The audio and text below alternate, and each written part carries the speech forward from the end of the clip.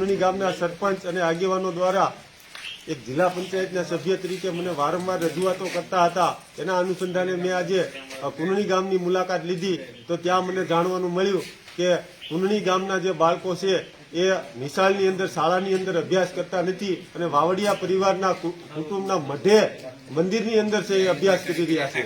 હાલમાં આ બાળકોને ભૌતિક સગવડતામાં રૂમની વ્યવસ્થા નથી, મેદાનની વ્યવસ્થા નથી, પાણીની વ્યવસ્થા નથી, કોઈ પણ પ્રકારની ટેકનિકલ સુવિધા પણ નથી. આજે 21મી સદીનો યુગ છે.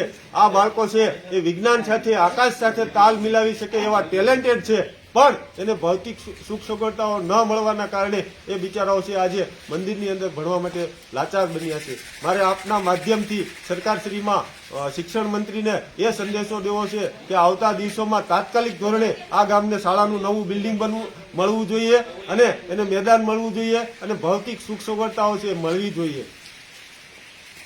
અત્યારે જે અમારી જૂની શાળા છે તે ડેમેજમાં બતાવેલી છે, એટલે વૈકલ્પિક વ્યવસ્થા માટે 2 રૂમ અમારી પાસે છે અને બીજા 2 રૂમની વ્યવસ્થા માટે અમે આ જે જૂના રૂમ છે એની નજીક કોઈ જગ્યા મળી રહી એવી અમારી ઈચ્છા હતી. તો અહીંયા વાવડિયાનો મઢ છે ત્યાં અમને 3 રૂમ જેવી સગવડતા મળી રહી છે, જેથી બાળકોની પણ સુવિધા સચવાય એટલા માટે અહીંયા વ્યવસ્થા વૈકલ્પિક વ્યવસ્થા કરેલી છે.